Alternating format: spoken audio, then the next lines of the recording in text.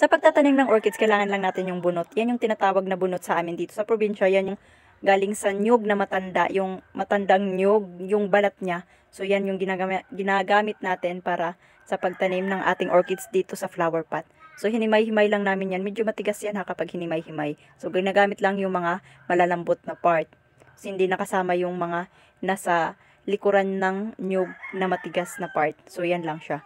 Nakita nyo naman. So yan, kailangan lang din natin ng kanyang flower pot. Yun, nakita nyo kung paano maglagay si mama ng kanyang mga bunot sa gilid-gilid lang. Kasi lalagyan natin ng space dyan sa gitna dahil para dyan natin ilalagay yung ating orchid or tinatawag naming dancing lady orchids. Yan, kulay yellow. So, nakita nyo naman, napaka-basic lang niyang gawin. At pwede nyo na yung buhusan araw-araw. Mabilis lang kumapit yung kanyang ugat para mabilis siyang yumabong at mas mamulaklak pa ng husto. So, ayan. Ang ganda ng bulaklak na yan. Yan, nakita nyo naman. Andyan yung aking anak. Nanonood din. So, ayan. Siyempre, marunong din akong gumawa niyan. Ako lang yung nag-video ngayon para makita nyo kung paano siya gawin. Ayan. Natutunan lang ko lang din yan kay mama kasi nga, siya yung mahilig niyan sa mga halaman, lalo na sa mga orchids. Kaya, ang dami naming halaman. Wala kaming binili ni isa dyan. Lahat mga bigay lang at galing dun sa Davao namin makinukuha. Dun sa lula ko. So, ayan yung aking baby Bella. Ayan, nag-observe din. Nanonood din sa ginagawa ni mama. So, ganyan lang siya kasimple. Tapos, pwede nyo na siyang busan araw-araw and then, pwede nyo na siyang i-display, pwede nyo siyang ipanglagay sa loob ng bahay nyo, lalo na kapag namulaklak at yumabong yung bulaklak niya. Ay, naku, napakaganda talaga niya ng halaman na yan. So, ganyan lang siya kasimple at mabilis lang siyang matutunan.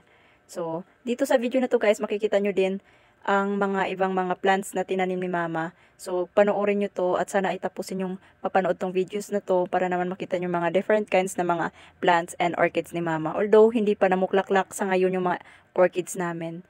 Pero, i-video ko ulit yan kapag mga namulaklak na siya, okay? So, yan, nakita nyo naman dyan. So, ganyan lang siya. Pinupuno lang ng mga yung tinatawag namin na bunot dito sa aming province. So, ayan yung aking babies na Vera.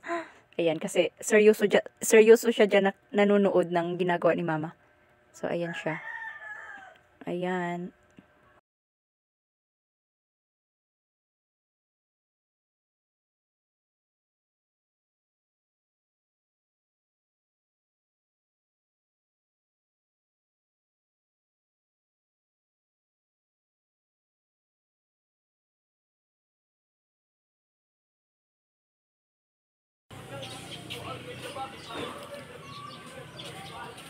Kiss, tata, kiss.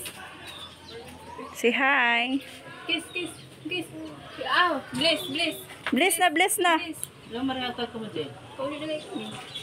Dali rin sa kanya. Tumot na mo to. Pahangin. Ay!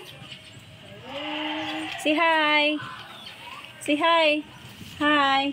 Bella. Wow, it's so pretty. Ang ganda-ganda. Mimi, say hi, Mimi. Mimi.